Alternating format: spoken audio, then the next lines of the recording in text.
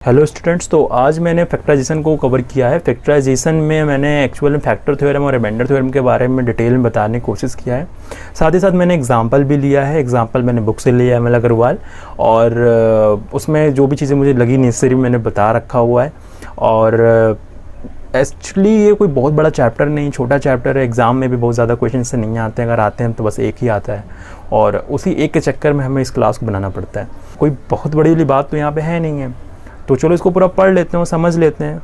वैसे सिंपल है, आराम से पढ़ना, कोई दिक्कत नहीं, कोई दिक्कत परेशानी आती है तो पूछ लेना, ठीक है। तो चलो चलते हैं नेक्स्ट स्क्रीन पर। ऑलराइट, तो अब हम लोग पढ़ने जा रहे हैं फैक्टराइजेशन। तो अभी हम लोग पढ़ते हैं फैक्टराइजेशन। और एक्चुअली फैक्टराइजेशन ये कोई अरिथमेटिक का फैक्टराइजेशन तो बिल्कुल भी नहीं है, अलजेब्राइक है सारा कुछ। और अलजेब्रा में जो अलजेब्राइक एक्सप्रेशंस होते हैं उसके लिए हमें फैक्टराइजेशन पढ़नी पड़ रही है यहाँ पे। और इसमें हम लोग दो ही चीज़ एक्चुअली पढ़ते हैं। एक जो होता है वो होता है फैक्टर थ्योरम, इसके अंदर में आता है, वो पढ़ते हैं। और दूसरा जो चीज़ होता है वो होता है रिमाइंडर थ्योरम, वो पढ़ते हैं। इन दोनों को किस तरह से लगाया जाता है या फिर ये दोनों क्या चीज़ होती हैं, इसको डिटेल में समझने के लिए हमें इस वीडियो को पूरा देखना पड़ेगा। और ये जो भी चीज़ लगने वाली, मैंने जैसे बोला कि ये सब फैक्टराइजेशन जो लग रही है वो है अलजेब्राइक एक्सप्रेशंस के लिए या फिर अलजेब्राइक इक्वेशन के लिए, उसके लिए ये एप्लीकेबल हो रही है, ठीक है। तो कुछ भी आगे बताने से पहले हमें कुछ बेसिक बातों के बारे में जानकारी होना बहुत ज़रूरी है। जैसे कि पॉलिनोमियल क्या चीज़ होती है, ठीक है। हमें ये देखना पड़ेगा कि पॉलिनोमियल क्या चीज़ होती है। फ़िलहाल तो मैंने ऐसे एक दो वीडियोस बनाए हैं जहाँ पे पॉलिनोमियल को डिफ़ाइन मैंने अच्छे से किया हुआ है। इस वाले वीडियो में इसको ब्रीफली हम बताएंगे, बहुत ही ज़्यादा इसको डिटेल बताने की ज़रूरत मुझे नहीं लगती है। तो आइए पहले समझा देते हैं क्या चीज़ होता है। एक्चुअली पॉलिनोमियल एक फॉर्मेट है। फॉर्मेट किस टाइप का फॉर्मेट, मान लेते हैं कि पी ऑफ एक्स एक पॉलिनोमियल है, और ये कुछ इस टाइप का है, a0 x की power n plus a1 x की power n minus 1 plus a2 x की power n minus 2 plus dot dot dot plus a की पावर n माइनस 1 x की पावर n माइनस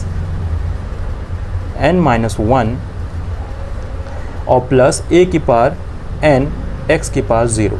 इसका मतलब a की पावर n ही सिर्फ आएगा। इस तरह का एक फॉर्मेट होती है, अगर आप देख पा रहे हो ध्यान से, इस तरह की फॉर्मेट होती है, और इस फॉर्मेट को ही कहा जाता है पॉलिनोमियल। अब इसको और अच्छे से डिफाइन अगर हम करना चाहें तो हमको पहले बताना पड़ेगा जो यहाँ पे a0 या फिर मैं जो यहाँ पे a1 a2 इस तरह का जो भी मैं यहाँ पे कोफिशिएंट्स लिख रहा हूँ, वो सब के सब जो कोफिशिएंट है वो सब रियल नंबर के नंबर्स हैं, ठीक है। जहाँ पे a0 कभी भी 0 नहीं होना चाहिए, क्योंकि अगर ऐसा हो जाएगा तो पहला जो ग्रेटेस्ट टर्म होगा, ग्रेटेस्ट पावर वाला जो टर्म होगा वो ख़त्म हो जाएगा, जिसकी वजह से हम यहाँ पॉलिनोमियल नहीं बना पाएंगे। तो जब जो सबसे बड़ा कोफिशिएंट होता है, सबसे बड़े पावर कोफिशिएंट होता है, उसका 0 ना होना पॉलिनोमियल के लिए अच्छा माना जाता है।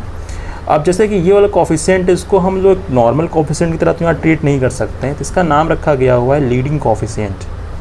लीडिंग कोफिशिएंट कहा जाता है इन सबको। बाकी सबके कोफिशिएंट को तो हम अच्छे से पहचानते हैं, ठीक है। इसके अलावा जो ये लास्ट में जो ये टर्म बन रहा था, इसको हम लोग कांस्टेंट टर्म कहेंगे। ये हमारे लिए कांस्टेंट टर्म है, क्योंकि ये एक ऐसा टर्म है जिसमें x नहीं प्रेजेंट होता, यानी वेरिएबल ही गायब है, ठीक है। इसके अलावा जो यहाँ पे जो n होता है वो हमारा होल नंबर हो सकता है। याद रखिए, कभी नेगेटिव नहीं होगा, कभी रेशनल नंबर नहीं होगा, इरेशनल नंबर नहीं होगा, बल्कि ये होगा होल नंबर, यानी 0 1 2 3 4 समथिंग समथिंग ऐसा कुछ, ठीक है। तो अगर ऐसा जो भी कुछ अगर हमें दिखाई पड़ता है किसी भी एक्सप्रेशन में, इसी फॉर्मेट को एक्सप्रेशन में दिख गया, और हम उस टाइम पे इसको तुरंत बोल पाएंगे, क्या बोल पाएंगे, हम इसको कहेंगे p of x is a polynomial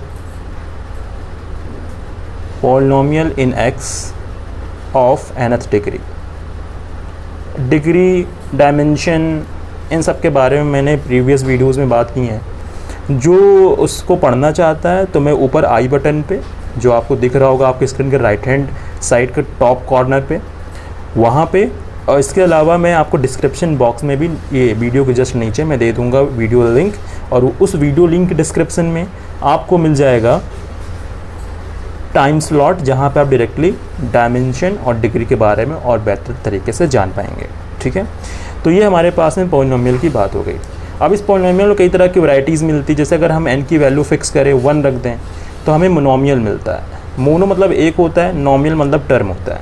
इन दोनों को अगर मिक्स करके लिखा जाए तो हम इसको बोल सकते हैं मोनोमियल, ठीक ना, यानी एक टर्म वाला कोई भी अलजेब्राइकल एक्सप्रेशन या फिर पॉलिनोमियल बोल सकते हैं जिसमें एक पावर होता हो। अगर हम लोग यहाँ पे अगर 2 ले लेते हैं तो हमें डेफिनेटली क्या मिलेगा, बाइनोमियल मिल जाता है, हमें बाइनोमियल मिल जाता है। अगर हमने n = 3 ले लिया तो हमें ट्राइनोमियल मिल जाता है। इस तरह से और भी जो भी आपको लगता है ट्राइनोमियल, ठीक है। इसके अलावा अगर मान लें n की वैल्यू अगर हम ग्रेटर देन 3 ले लें अगर, तो उस टाइम पे हम इसको पॉलिनोमियल बोल सकते हैं। पॉली मतलब ढेर सारा, नोमियल मतलब टर्म, तो पॉलिनोमियल मिल जाता है। तो ये छोटी सी बात जो मुझे बतानी थी, क्योंकि इसकी यूज़ जो है कहीं ना कहीं पे अभी हमें देखने को मिलेगा हमारे फैक्टर और रिमाइंडर थ्योरम में, और इस चैप्टर में बस यही दोनों हमें पढ़ना ही है, ठीक है। चलो आगे बढ़ते हैं। चलिए इसको बताने के लिए मैं सोच रहा था कि मैं एक अप्रोच रखूं जहां पे मैं अरिथमेटिक को भी लेके चलता रहूं और साथ में अलजेब्राइकल एक्सप्रेशन को भी लेके चलता रहूं, ताकि आपकी अंडरस्टैंडिंग जो है वो काफ़ी अच्छे लेवल का हो जाए, ठीक है। तो आइए सबसे पहले हम बात करना चाहेंगे यहाँ पे कि यहाँ पे डिवीज़न एल्गोरिथम क्या होता है। डिवीज़न एल्गोरिथम, देखिए नाम जैसा कठिन दिख रहा है वैसा चीज़ कठिन नहीं है, ठीक ना। एल्गोरिथम मतलब होता है कुछ, कह सकते हैं अगर कंप्यूटर वाले अगर कोई देख रहा होगा वीडियो को तो उसको फ़िलहाल पता चल चुका होगा कि एल्गोरिथम क्या होता है। एक्चुअली ये एक सेट ऑफ रूल है और कुछ भी नहीं है। तो डिवीज़न का सेट ऑफ रूल क्या होगा वो हम जानने जा रहे हैं। तो पहले अरिथमेटिक के लिए बात कर ले। अरिथमेटिक में से मान लो तो कोई नंबर हमारे पास, मान लो 13, और अगर इसको हमें 2 से डिवाइड करना है तो हम बड़े आसानी इसको डिवाइड कर लेते हैं। 6 टाइम्स जाता है, 12 लिखते हैं, माइनस करते हैं और यहाँ पे 1 लिखते हैं। चलिए इन सब के बारे में जानते हैं। ये क्या है, ये क्वोशिएंट है। ये क्या है, ये हमारे लिए डिविडेंड है कि नहीं, क्या है, डिविडेंड है, डिविडेंड है। और ये क्या हमारे लिए डिवाइज़र है, ये हमारे लिए डिवाइज़र है। और ये जो नीचे आ रहा है ये क्या चीज़ है, ये हमारे लिए रिमाइंडर है। तो डिवीज़न एल्गोरिथम कहता है हमें कि अगर आपने डिविडेंड लिख लिया है, अगर आपने डिविडेंड लिख लिया है तो डिविडेंड ऑलवेज़ क्या होता है, वो डिवाइज़र और क्वोशिएंट का मल्टीप्लिकेशन प्लस रिमाइंडर होता है। अगर आप इसको सॉल्व करेंगे वापस आपको डिविडेंड मिल जाएगा। इसको अगर जनरलाइज करें अगर हम लोग तो उसको अलजेब्राइकल फॉर्म में हम लिख सकते हैं। जैसे अगर हम मान लेते हैं कि कोई पॉलिनोमियल है p ऑफ x, ठीक है, एक पॉलिनोमियल है q ऑफ x, एक पॉलिनोमियल है स्मॉल p ऑफ x और एक है r ऑफ x। अगर हम लोगों ने, और जितने भी यहाँ पर हैं, ध्यान सुनिएगा, जितने भी यहाँ पर हैं जिसमें से जो qx है वो एक नॉन जीरो पॉलिनोमियल होना चाहिए, याद रखेंगे, ठीक है। चलिए हम मान लेते हैं कि p ऑफ x को हमें डिवाइड करना है q ऑफ x से, where q of x never equal to 0। तो हमें यहाँ पे कुछ ऐसी चीज़ें मिलेंगी। क्या चीज़ मिलेगी हमें, हमें मिलने वाली है small p of x as a quotient, और उसके साथ में हमें कुछ रिमाइंडर मिल जाएगा r ऑफ x। तो अगर हमें डिविडेंड अगर निकालना है तो डेफिनेटली हमें क्या काम करना पड़ेगा, डिवाइज़र इनटू क्वोशिएंट और प्लस आर एक्स, यानी p ऑफ x को अगर फाइंड आउट करना है तो we have to multiply by quotient, we have to multiply by the quotient divisor, divisor plus remainder, ये हमें लिखना पड़ेगा, ठीक है। ये बात याद रखिए, ये होता है डिवीज़न एल्गोरिथम। ये इसी को डिवीज़न एल्गोरिथम कहा जाता है और कुछ भी है नहीं यहाँ पर। और मैं यहाँ पे जो चीज़ बताया, जैसे पॉलिनोमियल बताया या फिर डिवीज़न एल्गोरिथम बताया, तो एक्चुअली ये डेफिनेशन ही है ये, ठीक है। अगर मान लीजिए कभी अगर टेस्ट में या फिर मैं अपने टेस्ट में कभी भी पूछ लूँ कि क्या होता है ये सारे टर्म्स, तो समझा पाएँ, इसीलिए इस वीडियो को ध्यान से देखिएगा, ठीक है। एक नेक्स्ट जो चीज़ आने वाली वो है factor, factor, factor of a number. अगर हम फैक्टर ऑफ अ नंबर लेते हैं अरिथमेटिक में तो क्या समझते हैं, मान लीजिए 12 है, 12 को अगर हम फैक्टराइज़ करें तो 4 और 3 में फैक्टराइज़ कर सकते हैं, फर्दर उसको 2 इंटू 2 इंटू 3 में कर सकते हैं, इंटू 1 में भी किया जा सकता है, ये तो हम लोग देख ही सकते हैं। तो अगर हम लोग 4 और 3 को स्पेशली अगर देखें यहाँ पे, हम बोल सकते हैं 4 is the factor of 12 and 3 is also a factor of 12। तो फैक्टर के एक्चुअल में सेंस क्या होता है, इस बात थोड़ा फोकस करिएगा, बात को फिर से दोबारा सुनिए कि 4 और 3 अगर इसके फैक्टर तो उसका एग्जैक्ट मीनिंग क्या है, व्हाट डज दिस मीन, है ना। इसका मतलब ये होता है अगर हम 12 को अगर 4 से अगर डिवाइड करें तो 100% श्योर है कि इसका जो रिमाइंडर आने वाला है दैट विल बी 0। अगर कभी किसी नंबर को किसी दूसरे नंबर से डिवाइड करें और डिवाइड करने के बाद में अगर रिमाइंडर 0 आता है तो वो जो दूसरा वाला नंबर है, दूसरा वाला, वो एक फैक्टर कहलाता है। याद रखिएगा, इसको हम फैक्टर कहते हैं, ठीक है। इसी चीज़ को अगर हम लोग इंड्यूस कर दें अगर अलजेब्राइक एक्सप्रेशंस की ओर, तो हम क्या देखेंगे? हम यही देखेंगे कि मान लेते पी ऑफ एक्स कोई पॉलिनॉमियल है और एक क्यू ऑफ एक्स भी एक पॉलिनॉमियल है।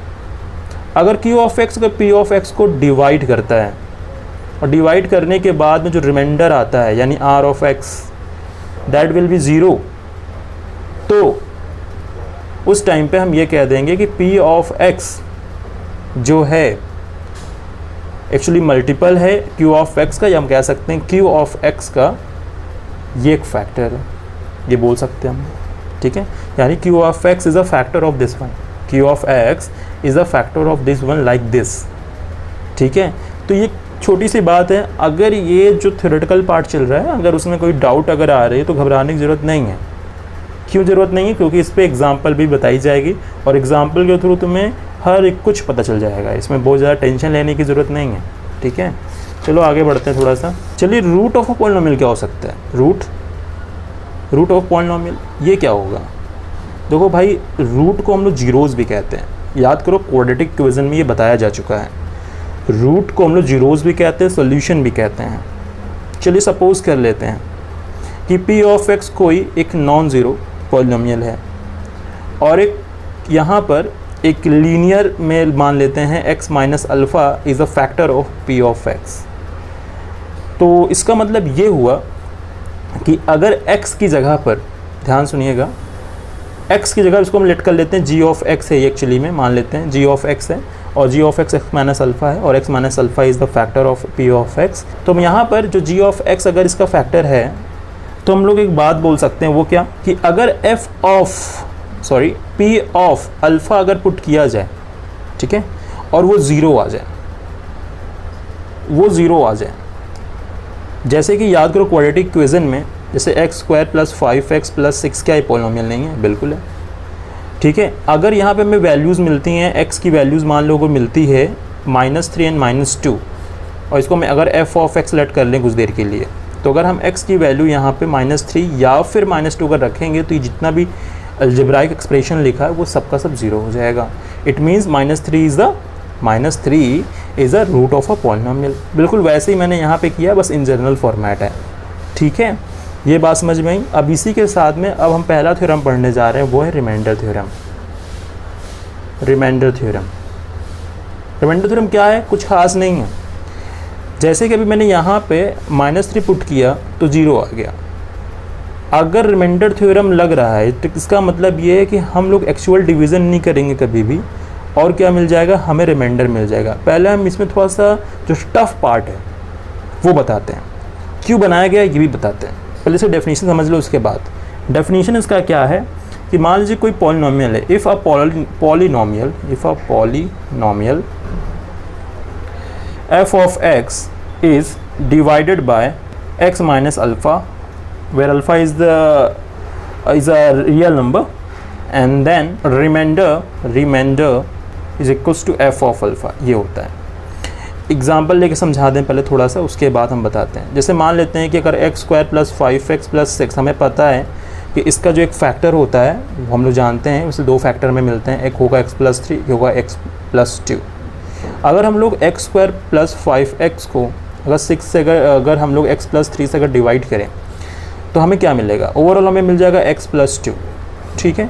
और ये सब कुछ जो होगा वो 0 हो जाएगा। ये तो हो गया हमारा एक्चुअल डिवीज़न। तो क्या हम विदाउट एक्चुअल डिवीज़न करें भी क्या हम रिमाइंडर को पता कर सकते हैं? क्योंकि रिमाइंडर तो हमारे लिए यही है, रिमाइंडर तो हमारे लिए 0 है। क्या हम इसको पता कर सकते हैं? तो हाँ, बिल्कुल कर सकते हैं बाय यूजिंग रिमाइंडर थ्योरम। वो कैसे? चलो इसी इक्वेशन को हम लेते हैं। X square plus 5x plus 6 है, ठीक है। इसके 2 फैक्टर हमें पता है, x प्लस 3 और x प्लस 2 है, ठीक है। तो अगर मान लेते हैं अगर x प्लस 3 अगर इसका एक फैक्टर है, इट मीन्स कि अगर हम लोग इसको f ऑफ x लेट कर लें तो f ऑफ -3 रखेंगे। जब वो कैसे रखते हैं बता देते हैं। इसको हम 0 लेट कर लेते हैं, जहाँ से x की वैल्यू -3 हो जाती है, और ऑलवेज तुम्हें यही करना पड़ेगा। तो f ऑफ -3 हम इसमें जब पुट करेंगे, देखो ध्यान से क्या आएगा, -3 का होल स्क्वायर प्लस 5 इंटू -3 और प्लस 6, तो हो जाएगा 9 प्लस 6 माइनस 15 दैट इज़ 0। तब देख ही सकते हैं यहाँ पे जो f ऑफ -3 आ रहा है वो एक्चुअली क्या दे रहा है, हमें एक रिमाइंडर दे रहा है। f ऑफ -2 भी अगर रख ले यहाँ पे तभी हमें रिमाइंडर मिलेगा। घुमा फिरा के यही एक रिमाइंडर थ्योरम है, मतलब यहाँ पे कभी भी हमें रिमाइंडर निकालना होगा तो मुझे एक्चुअल डिवीज़न नहीं करनी पड़ेगी, और हम लोग क्या करेंगे, सिंपली रिमाइंडर थ्योरम का इस्तेमाल करते हुए वैल्यूज़ को रख देंगे। जैसे क्वेश्चन और उठाते हैं ताकि हमारी अंडरस्टैंडिंग और अच्छी हो जाए, ठीक है। जैसे क्वेश्चन उठाते हैं, जैसे इसमें लिखा हुआ है क्वेश्चन नंबर, वैसे एग्जांपल का 1 है तो मैं इसमें लिख के दिखा दे रहा हूँ। इसमें लिखा है कि f of x is equal to 2x square minus 7x minus 1, ठीक है। और हमसे कह रहे हैं कि आपको विदाउट डिवीज़न करे आपको रिमाइंडर थ्योरम यूज़ करते हुए ये बताना है कि x प्लस 3 से आपको इसका रिमाइंडर निकालना है। यानी अगर एक्चुअल डिवीज़न करना होता तो x प्लस 6 डिवाइड करते, जो भी कुछ रिमाइंडर आता वो हमारा आंसर हो जाता। लेकिन रिमाइंडर थ्योरम से हम यहाँ से इससे पता कर सकते हैं कि रिमाइंडर हमारा एक्चुअल में क्या आएगा। तो हम इसको लेट कर लेते हैं, ये g ऑफ x है। अगर g of x equal to x plus 3 है, ठीक है, और g ऑफ x जो है मान लेते हैं कुछ देर के लिए कि इसको कम्प्लीटली डिवाइड करता है, तो इसका मतलब x प्लस 3 को हम लोग यहाँ पे 0 करके x की यहाँ से वैल्यूज़ निकाल लेंगे। वैल्यूज़ ना बोलें, वैल्यू निकाल लें, और उसके बाद यहाँ पर हम लोग क्या काम करेंगे, -3 को पुट कर देंगे, ठीक है। फिर हो जाएगा 2 इंटू -3 का whole square minus 7 into -3 minus 1, ये हो जाएगा 9 2 ज़ा 18, 7 3 ज़ा 21 वही प्लस में, और ये हो जाएगा हमारे लिए -1। दैट इज़ यहाँ पे क्या ही हमें देखने को मिल रहा है, यहाँ पे हमें देखने को मिलेगा 38, है कि नहीं, हमें 38 मिल जाएगा। वो 38 क्या है, एक्चुअली रिमाइंडर है। अगर हम लोग इसको एक्चुअल डिवाइड करते हैं तो हमें 38 रिमाइंडर 100% श्योर है कि मिल जाता। ये बात तो एकदम तय है कि नहीं।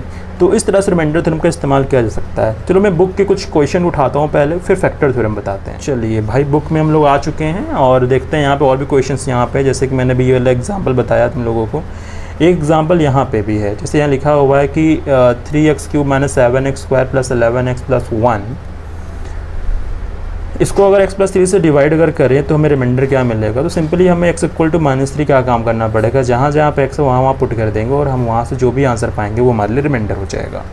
अगेन अगर नीचे देखें, लिखा है यहाँ पे using remainder theorem find the remainder on dividing 3x square plus 5x minus 11 by 2x plus 5। तो अगर 2x प्लस 5 से अगर डिवाइड कर रहे हैं और उसके बाद में रिमाइंडर चाहिए, तो हम क्या करेंगे, 2x प्लस 5 को हम लोग 0 को इक्वेट करके x की वैल्यू निकाल लेंगे -5/2। अच्छा, ये जो मैं 0 को इक्वेट कर रहा हूँ, तुम लोग दिमाग में क्वेश्चन आ सकता है कि क्यों कर रहा हूँ, है कि नहीं। क्योंकि भाई ये तो डिवाइड कर रहे हैं, फैक्टर तो है ही नहीं है।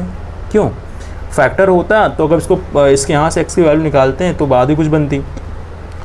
एक्चुअल में यहाँ पे दिखा गया हुआ है कि अगर आपने -5/2 एक जगह पर रखा, ध्यान सुनिएगा, अगर आपने x की जगह पे -5/2 रखा तभी जाके रिमाइंडर देता है। यानी एक तरह से कह सकते हैं ये एक नंबर है, रियल नंबर है, जो आपको डायरेक्टली रिमाइंडर दे सकता है। तो ये एक मेथड हमने बना रखा हुआ है कि इस मेथड के थ्रू कर पाएंगे। और मैंने ही क्या, अगर आप इसमें क्वेश्चन में देखें, इसके सॉल्यूशन में अगर आप ध्यान से देखो तो सॉल्यूशन में भी यही काम किया गया, बस इस बात को डायरेक्टली मेंशन नहीं किया जाता है कि ये आप लिखो, तो ये लोग डायरेक्ट करते हैं। जैसे यहाँ देख ही सकते हो, यहाँ पर डायरेक्ट हो रहा है यहाँ पर, ठीक है। तो ये एक अजीब सी बात लग रही होगी, लेकिन क्या कर सकते हैं, ये रिमाइंडर थ्योरम में हमें ऐसे ही करना पड़ेगा। तो यहाँ पे जैसे यहाँ पे बोल रहा है the required remainder is this, और उसके बाद में इसको हम सॉल्व करना स्टार्ट कर देते हैं।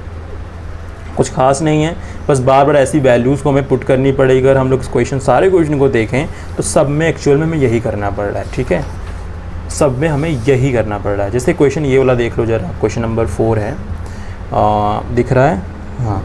क्वेश्चन नंबर 4 जो है, क्वेश्चन नंबर 4 में लिखा हुआ है वगैरह वगैरह, कह रहा डिवाइड कर रहे हैं, और कह रहा k की वैल्यू निकालिए अगर यहाँ पे k कांस्टेंट है तो देखिए भाई, अगर इसको डिवाइड कर रहे हैं x-2 से और रिमाइंडर क्या आ रहा है, k आ रहा है। इन्होंने कह दिया कि अगर आपने f ऑफ 2 अगर आपने निकाला तो वो k आएगा। तो बहुत आसान सी बात है, क्योंकि अगर f ऑफ 2 अगर हम लोग रखेंगे तो उस टाइम पे f ऑफ 2 की वैल्यू ही क्या है, वहाँ पे k है, और जहाँ जहाँ पे x है वहाँ पर हम 2 पुट कर चुके होंगे, और फिर उसके बाद में जहाँ वहाँ पे क्या होगा, k इकलौता आएगा और k को हम लोग वहाँ पे कैलकुलेट कर लेंगे। वैसे वो चीज़ टफ नहीं है, अगर देखो ध्यान से तो वही काम किया भी गया है। यहाँ पे f(2) निकाला, f(2) को यहाँ x की वैल्यू रखी, और उसके बाद में ये जो पूरी क्वांटिटी है, इधर जो लिखी हुई क्वांटिटी है, ये टोटल जो है वो k के बराबर है, और उसके बाद k को यहाँ पे सिंपली क्या कर दिया गया, कैलकुलेट कर लिया गया। दैट्स इट, यही चीज़ हुई है, इसमें कोई ख़ास बात तो हुई नहीं है। ठीक है, अच्छा और क्वेश्चन यहाँ आप देख लेते हैं जो अजीब सा दिखे थोड़ा सा, जैसे क्वेश्चन नंबर 6 को देखते हैं, क्या अजीब दिख रहा है। इसमें क्या लिखा है, the polynomial ax³ - 7x² + 7x - 2 and x³ - 2x² + 8x - 8 when divided by the x - 2 leave the same remainder। मतलब दोनों को अगर x - 2 से डिवाइड करते हैं तो सेम रिमाइंडर यहाँ पे दोनों को दोनों छोड़ते हैं। तो इसका मतलब ये कि अगर f(2) निकालें, इसके लिए f(2) निकालें इन दोनों के लिए, वो क्या होगा, that will be equal to each other, और जैसे वो इक्वल हो जाएंगे then we can find a very easily, है कि नहीं, बहुत आराम से निकल जाएगा। तो वही चीज़ क्या गया, सिंपल सा कैलकुलेशन है, इसमें टेंशन नहीं होनी चाहिए, क्योंकि अगर देख लो एग्जांपल भी वो सिंपल तरीके से बताया भी गया हुआ है। तो ये इतने ही मैंने मुझे बताने थे यहाँ पे एग्जांपल, तो मैंने एग्जांपल बता दी रिमाइंडर थ्योरम से रिलेटेड।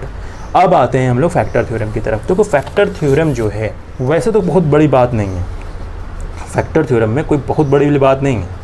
फैक्टर थ्योरम जो है कह सकते हैं मॉडिफाइड वर्जन है रिमाइंडर थ्योरम का। जैसे रिमाइंडर थ्योरम में क्या बताया था मैंने कहा था रिमाइंडर थ्योरम में अगर कभी भी कोई पॉलिनोमियल है f(x) और अगर आपने इसको डिवाइड कर दिया है किसी x - अल्फ़ा से, अगर x - अल्फ़ा अगर इसका एक फैक्टर है, ध्यान सुनिएगा, x - अल्फ़ा इसका एक फैक्टर है, तो f(α) की वैल्यू ऑलवेज 0 आएगी, यानी रिमाइंडर की वैल्यू 0 आएगी। इससे पहले जो रिमाइंडर थ्योरम पढ़ा था तो वहाँ पे इसको हम लोगों ने f(α) लिखा, उसके इक्वल में कुछ लिखा नहीं था, क्योंकि इसके इक्वल जो भी कुछ आता है एक्सप्रेशन के थ्रू वही हमारा आंसर होता है।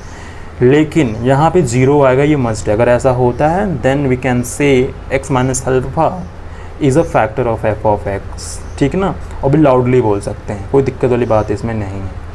तो बस यही यहाँ पर है। तो मतलब अगर देखा जाए तो जैसे अभी हम लोग रिमाइंडर निकाल रहे थे विदाउट डिवीज़न करें, वैसे ही हम लोग यहाँ पे फैक्टर थ्योरम के थ्रू हम लोग यहाँ पे रिमाइंडर पता कर सकते हैं, जो कि 0 ही आएगा। ठीक है, इस पर क्वेश्चन लेते हैं तब पल्ले पड़ेगा। क्वेश्चन लेते हैं पहले, जैसे ये क्वेश्चन देखो, क्वेश्चन नंबर 1 है यहाँ पे एग्जाम्पल। इसमें लिखा so that x - 5 and 2x - 1 are the factor of this trinomial. तो इसमें क्या दिख रहा है, कह रहा है अगर फैक्टर है, इसका मतलब है कि अगर यहाँ से हम रिमाइंडर निकालें इन दोनों की हेल्प से तो वो सब के सब 0 हो जाने हैं, और बस हमें ये बात को चेक करना है। तो अगर हम लोग यहाँ पे x की वैल्यू 5 रखेंगे तो ये 0 हो जाएगा, x की वैल्यू यहाँ से अगर 1/2 रखेंगे तो ये भी 0 हो जाएगा। तो इस तरह से 0 बन जाएगा, ठीक है ना। तो ये बात हो रही है। चलिए, तो और वही चीज़ सॉल्व भी किया गया। अगर हम देखें इस वाले क्वेश्चन की ओर, तो इसमें लिखा शो करना है आपको कि दोनों फैक्टर होंगे। अब देखो भाई, शो करना है तो फैक्टर थ्योरम कहता है कि अगर आपने इसका रिमाइंडर निकाला रिमाइंडर थ्योरम से, अगर वो 0 हो जाता है मतलब फैक्टर है। तो बड़ा सिंपल सा है कि हम क्या काम करेंगे, यहाँ पे x की वैल्यू उठा के पुट करेंगे, x की वैल्यू -2 है कि यहाँ पुट करेंगे, 0 आ जाएगा, और x की वैल्यू यहाँ से -1/3 पुट करेंगे तो भी 0 आ जाएगा। Then we can say both are the factor of this quantity. ठीक है, ये बात समझ में आ गई। चलो नेक्स्ट क्वेश्चन की तरफ चलते हैं। देखो नेक्स्ट क्वेश्चन में क्या खास बात है, जैसे इस वाले क्वेश्चन की तरफ अगर हम बढ़ें तो इसमें क्या लिखा है, शो करना है कि ये x का फैक्टर है और उसके बाद में इसको फैक्टराइज करना है। बात ध्यान सुनना, अगर ये जो लिखा हुआ चीज़ है x + 3, अगर ये फैक्टर है इसका, इट मीन्स कि रिमाइंडर 0 आएगा, नो डाउट। मतलब x की वैल्यू अगर -3 अगर हम यहाँ पे पुट कर देते तो हमें 0 मिलना तय है। तो इस बात से तो प्रूफ हो जाएगा कि x + 3 is a factor of the 2x² - x - 21। और उसके बाद में कह रहा है कि फैक्टराइज़ कीजिए। देखो फैक्टराइज़ करते वक्त तुम एक काम ये मत कर देना कि चले यहाँ पे हम मिडिल टर्म को फैक्टराइज़ कर देते हैं स्प्लिट करके, या फिर हम यहाँ पे सीधी तरह 4 रूल लगा लेते हैं क्योंकि क्वाड्रेटिक दिख रहा है। तो देखो बात बड़ी सीधी सी है, यहाँ पे हमें इसका हेल्प लेना है। अगर हम इससे इसको डिवाइड करते हैं तो इसका मतलब रिमाइंडर 0 आएगा, और जब डिवाइड करेंगे तो हमें क्वोशिएंट मिलेगा लॉन्ग डिवीज़न मेथड से, और इस क्वोशिएंट दोनों का मल्टीप्लिकेशन ये होगा। ठीक है, तो ये दोनों अपने आप ही फैक्टर बन जाएंगे, तो इसमें ज़्यादा सोचने की ज़रूरत ही नहीं है। इस तरह से क्वेश्चन बहुत आते हैं और इसी तरह के क्वेश्चन ज़्यादा पूछे भी जाते हैं एग्ज़ाम में। और लोग क्या काम करते हैं, सिर्फ ये और ये इस्तेमाल करके अपना काम कर देते हैं, शो कर देते हैं, लेकिन आगे लिखा रहता है कम्प्लीटली फैक्टराइज, तो उस चीज़ को वो लोग नहीं पढ़ते हैं, जिसकी वजह से आधा नंबर डिडक्ट हो जाता है। तो यहाँ पे x - 1 वापस से वही फैक्टर है तो पुट करना पड़ेगा और 0 आ जाएगा, ऑब्वियसली आ जाएगा, और जो भी कुछ आएगा फिर उसको सिंपली डिवाइड कर देंगे यहाँ पे, और जब लॉन्ग डिवीजन करेंगे then we will get x square minus 6x plus 8, because यहाँ पे क्यूबिक है तो यहाँ पे हमें क्वाड्रेटिक दिखेगी। और उसके बाद में इस फर्दर क्वाड्रेटिक को हम लोग क्या करेंगे, फैक्टराइज कर सकते हैं, और यहाँ पे हम लोग फैक्टराइज कर सकते हैं by splitting the middle term and by using the Shridharacharya rule. तो उन दोनों से भी यहाँ पे करना पॉसिबल है, ठीक है। तो उसके बाद में जो भी कुछ आएगा इसके भी दो फैक्टर आएंगे, इसका एक फैक्टर ये होगा, तीनों फैक्टर को आपस में मल्टीप्लाइड फॉर्म यानी प्रोडक्ट फॉर्म में लिखेंगे, that will be equal to the dividend, वो हमारा फैक्टराइज हो जाएगा। सिंपल टाइप के ऐसे क्वेश्चन आपको बार बार देखने को मिलेंगे, इससे ज़्यादा कोई टफ क्वेश्चन नहीं बनाए जाते। कभी कभी क्या करा जाता है, कुछ वेरिएबल्स निकालने के लिए कभी कभी एग्ज़ाम में आ जाता है, जैसे कि हम आपको एक बताना चाहेंगे इसमें, जैसे कि इस वाले क्वेश्चन को अगर आप देखो, क्वेश्चन नंबर 7 को देखो तो लिखा है यहाँ पे फाइंड द वैल्यू ऑफ ए, जहाँ पे x माइनस से कह रहा है फैक्टर है इसका। देखो भाई अगर फैक्टर है तो जाहिर सी बात है कि ये पूरी क्वांटिटी अगर एक x इक्वल टू ए रखने पे 0 हो जाएगी। अगर ये पूरी जो quantity f of a equal to रखने पे 0 हो जा रही है, इसका मतलब ये पूरी क्वांटिटी 0 के बराबर है, और जहाँ जहाँ पे x है वहाँ ए पुट कर देंगे तो अपने आप ही वो सॉल्व हो जाएगा। देखो सॉल्व जब होगा तो हो सकता है कभी कभी ए के टर्म में क्वाड्रेटिक बन जाए, तो क्वाड्रेटिक इक्वेशन इस तरह सॉल्व की जाती है, तो एज सच वैसे ही सॉल्व करना है, ठीक है। अच्छा, इसमें एक क्वेश्चन आती है जो होता है हिट एंड ट्रायल मेथड पे, वो उसमें लोग कंफ्यूज बहुत ज़्यादा हो जाते हैं। जैसे कि इस वाले क्वेश्चन देखो, लिखा use the factor theorem factorize completely this. अब ये है क्यूबिक, अब करेंगे तो करेंगे कैसे। अब देखो थोड़ा यहाँ पे हमें हिट एंड ट्रायल मेथड लगानी पड़ती है। ऐसे क्वेश्चन में कहीं पे भी कोई फैक्टर नहीं दिया हुआ है, अगर फैक्टर दिया होता तो हम लोग क्या करते, डिवाइड कर लेते हो, वहाँ से कुछ क्वाड्रेटिक मिलता, फिर उसको फर्दर डिवाइड कर लेते हो, उसको फैक्टराइज कर देते कम्प्लीटली। अब यहाँ पे हमें वो सारी बातें तो नहीं पता, तो हम लोग क्या काम करने जा रहे हैं पता है, हम यहाँ पे हिट एंड ट्रायल लिखाते हैं। हिट एंड ट्रायल क्या होता है, यहाँ पे अपने मन से हम नंबर्स को लेट करते हैं जो कि इसके एग्जैक्टली फैक्टर होते हैं। जैसे मान लेते हैं यहाँ पे अगर लिखा है x cube plus x square minus 4x minus 4, तो यहाँ पे ऐसा कोई वैल्यू पुट करो जिससे कि पूरा 0 बन जाए, ठीक है। अगर मान लो 1 पुट करते हो, 1 यहाँ पुट करें, 1 यहाँ पुट करें, 1 यहाँ या 1 यहाँ पे पुट करें, तो फिर ये सॉल्व नहीं होगा। लेकिन -1 पुट करें तो -1 पुट करेंगे, -1 +1 +4 एंड -4, तो ये 0 हो जा रहा है। इसका मतलब अगर x की वैल्यू अगर हम लोगों ने -1 ले लिया तो ये पूरी क्वांटिटी 0 हो जा रही है, मतलब कि x माइनस इधर ले जाएंगे तो plus equal to 0, x + 1 equal to 0। It means कि x + 1 is the factor of this quantity. और जैसे ये बात मिल जाएगा, जैसे प्रीवियस एग्जांपल बताया गया, एक फैक्टर पता और क्यूबिक दिया हो तो डिवीज़न कर देते हैं, लॉन्ग डिवीज़न मेथड से कर पाते हैं। अच्छा, जैसे इस एग्जांपल देखो तो यहाँ पे x - 2 इनका एक फैक्टर, तो बिल्कुल हो सकता है, हमने तो हिट एंड ट्रायल से ये पता किया, हो सकता है कि x - 2 भी हो। तो आप क्या काम करोगे, आप कभी 0 मत रखना, ठीक है, प्लस रखना एक बारी, फिर एक बार -1 रख के चेक कर लेना, जिस पे भी 0 हो जाए तुरंत एक फैक्टर बना लेना, उसके बाद +2 -2 +3 ऐसे करके आपको चलना है, और इतने ही नंबर के बीच में आपको फैक्टर मिल जाएगा। बहुत ही ज़्यादा कॉम्प्लिकेशन के साथ में क्वेश्चन नहीं दी जाती है कभी भी एग्ज़ाम में। ये है हिट एंड ट्रायल मेथड, और इस पर क्वेश्चन आना तय होता है कि अगर इससे आया तो एक तो ये इधर से बना लेते हैं, या फिर एक फैक्टर दे के कम्प्लीटली डिवाइड करवाने के लिए बोल देते हैं। तो आप देखोगे बार बार क्वेश्चन ऐसे देखने को मिलेंगे, और एक आर्ट क्वेश्चन तो थोड़ा सा अजीब टाइप को देखने को मिल जाएगा। जैसे कि क्वेश्चन नंबर 11 देख लो, क्वेश्चन नंबर 11 में क्या लिखा हुआ है, लिखा है यहाँ पे given that x + 1 and x - 2 are the factor of this quantity, find the value of a and b। अब देखो यहाँ पे अगर x + 1 इसका फैक्टर है, जाहिर सी बात x + 1 से अगर हम लोग -1 निकाल के इसमें पुट करेंगे दैट विल बी 0। अगेन अगर x - 2 से अगर निकाले तो x = 2 निकालेंगे, और 2 पुट करेंगे इस जगह पे, अगेन दैट विल बी 0। और जब ऐसा होगा तुम देखोगे यहाँ पे कि दोनों इक्वेशंस में a एंड b के फॉर्म बनेगा, विच इज़ क्या होगा, विच आर साइमल्टेनियस इक्वेशंस। वो क्या हो जाएंगे, simultaneous equation in a and b, और उसको सॉल्व करने का तरीका तो तुम लोगों को ऑलरेडी पता है, ठीक है। तो बस ऐसे ही क्वेश्चन है, उम्मीद करते हैं कि ये वाला जो चैप्टर है ना हल्का हल्का समझ में आ गया होगा। पहले जितने एग्जाम्पल बताएं सारे एग्जाम्पल को रीड करना, और उसके बाद में फिर क्या करना है, एक्सरसाइज आएगा, एक्सरसाइज के पूरे क्वेश्चन को अटेम्प्ट करना है, और जो भी क्वेश्चन नहीं आता तो उसको पूछ लेना, कोई दिक्कत तो है नहीं है। तो बस यही इस चैप्टर में था, कोई ख़ास बात तो थी नहीं, ठीक है ना। तो चलो चलते हैं नेक्स्ट स्क्रीन पर। तो ऑल राइट, तो पता चल ही गया है कि फैक्टराइजेशन क्या है, क्वेश्चन में समझ गई होगे तुम लोग, तो क्वेश्चन समझ में आ गया है। क्वेश्चन को लगाओ, एक दिन का टाइम मिल रहा है, एक दिन का टाइम में करो क्वेश्चंस को। जो नहीं आता है इस वीडियो को देखने के बाद में फिर पूछना स्टार्ट कर देना, मैं बताना भी स्टार्ट कर दूंगा, ठीक है। और वीडियो अगर अच्छी लग जाती है तो लाइक भी कर दिया करो, थोड़ा बहुत, एक ही दो सही लाइक कर दिया करो, और फिर मिलते हैं इसके बाद वाले चैप्टर, इसका नाम है रेशियो एंड प्रपोर्शन, वो भी पढ़ लेते हैं। वो भी आसान है लेकिन उसमें 1 से 2 वीडियोस बन सकती है। तो ठीक है, अगले वाले क्लास में रेशियो एंड प्रपोर्शन पढ़ेंगे, और अभी कोई डाउट परेशानी अगर होती है तो पूछ लेना। ठीक है, चलो चलते हैं, बाय बाय, टेक केयर।